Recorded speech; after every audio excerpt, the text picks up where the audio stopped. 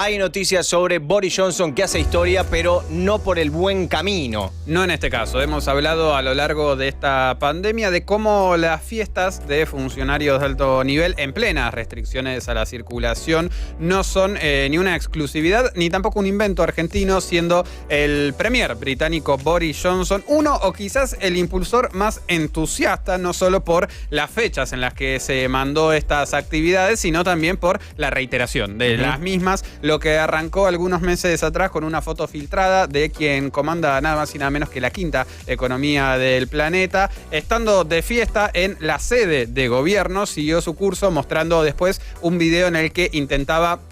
algo parecido a bailar, otras imágenes tomando cervezas, dejando finalmente lo que fueron un total de 12 eventos ocurridos en la sede de gobierno. Los hechos, además de oro puro para los tabloides locales, fue y es parte de una causa que lógicamente arrancó con una denuncia, siguió con la realización de una serie de cuestionarios por Scotland Yard, que es la policía de Londres, tanto a Johnson como a parte de su gobierno, y llegó ahora a su veredicto, en el cual... Rápido, expeditivos. Muy expeditivo. En parte también me imagino con la intención de que esto no ganara o no se condensara en el tiempo y perdiera impacto, algo de lo cual hablaremos. En este caso, Boris Johnson y Rishi Sunak, el ministro de Hacienda del Reino Unido, van a recibir multas fijas por violar las leyes de coronavirus, en lo que se trata de un caso sin precedentes, sobre todo en lo que refiere a una multa para un primer ministro en funciones. Recordemos que la historia británica es bastante extensa, hay que irse al 1700 en este recorrido histórico de primeros ministros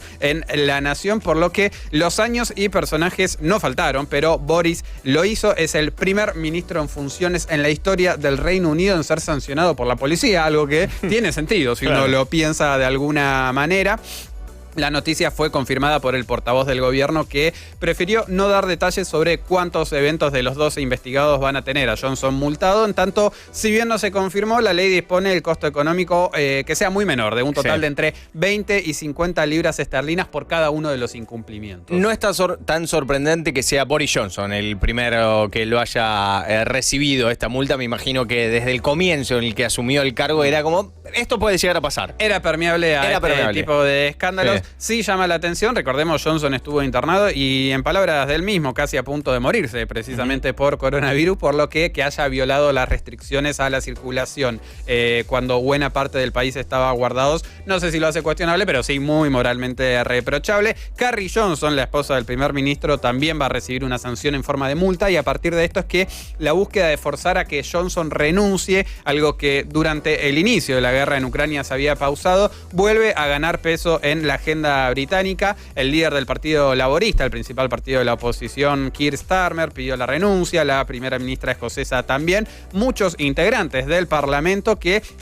ya no es que creen, sino que la policía les dio la confirmación de que estos funcionarios violaron la ley y, por sobre todas las cosas, a partir de eso, mintieron ante el Parlamento en el proceso de deslinde de responsabilidades que tuvieron. Como se pensó en un primer momento, las conclusiones de la investigación policial reactivan entonces la idea de moción de censura impulsada por sus propios diputados, recordando que ya más de una docena de legisladores del partido de Johnson, el Partido Conservador, confirmaron haber enviado cartas anónimas a lo que es el comité parlamentario que trata las censuras de este caso, que recordemos, según las costumbres de la Cámara, cuando la dirección del comité recibe un total de 54 pedidos o textos en esta línea, está automáticamente obligado a convocar la moción, en la cual votan los del partido. No es una elección anticipada, sino que el Partido Conservador se reúne y de alguna manera elige o no la continuidad de Johnson, que en caso de no ser aprobada no se puede volver a convocar por el periodo de un año. Y esto es algo de lo que le pasó, por ejemplo, a Margaret Thatcher, a Theresa May, donde sus partidos convocaron a este tipo de mociones. Ambas funcionarias o primeras ministras en aquella oportunidad lograron sobreponerse, pero al mismo tiempo también fue el comienzo del fin de sus gobiernos en términos de apoyo ya te debilita, político. Ya el hecho que esté planteado te debilita políticamente. Exactamente. Y así como hace un mes, donde con el Parlamento de vacaciones y la intención de centralizar la agenda en lo que es la guerra en Ucrania, estábamos viendo muchas de las imágenes de lo que pasó este último fin de semana cuando Boris Johnson se trasladó a la ciudad de Kiev y se reunió con el presidente ucraniano Volodymyr Zelensky. Bueno, esto ya no está dando resultado, y nuevamente con las sanciones y con este hecho que les decía, que desde lo económico es muy menor, pero desde lo simbólico muy relevante, empieza a estar una vez más en agenda que Boris Johnson presente la renuncia, algo que además este malestar no es nuevo ni arranca con el hecho de que, como les decía, quien se estuvo por morir por coronavirus haya algunos meses después violado las restricciones a la circulación, sino que responde a otros puntos. El primero tiene que ver con el proceso inflacionario en valores máximos desde el año 92, donde el Banco de Inglaterra ya anticipó un aumento interanual del 7,25% de la inflación para el mes de abril, muy por encima del 2% establecido antes de que comenzara el año.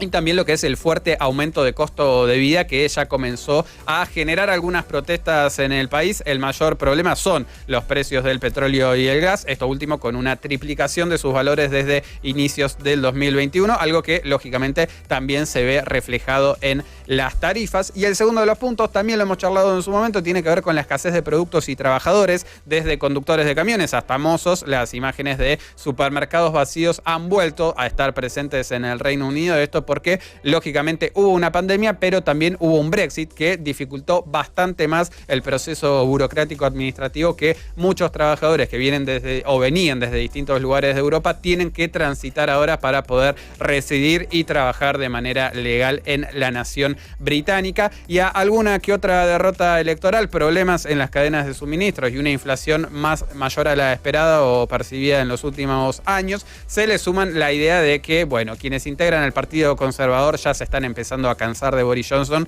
y en este caso la histórica capacidad de ser sancionado por la policía. Hace poco más de 2 años Johnson llevó al Partido Conservador a una victoria electoral de las más importantes en décadas. Ahora la credibilidad y el futuro político del primer ministro podría llegar a su fin. Johnson se convirtió en primer ministro en el año 2019 porque su partido consideró justamente que era la persona que lo podía devolver al poder si desde el espacio se concluye a partir de estos hechos que esto va a dificultar una nueva victoria electoral. Podemos estar ante lo que sean los últimos días de Boris Johnson como primer ministro británico.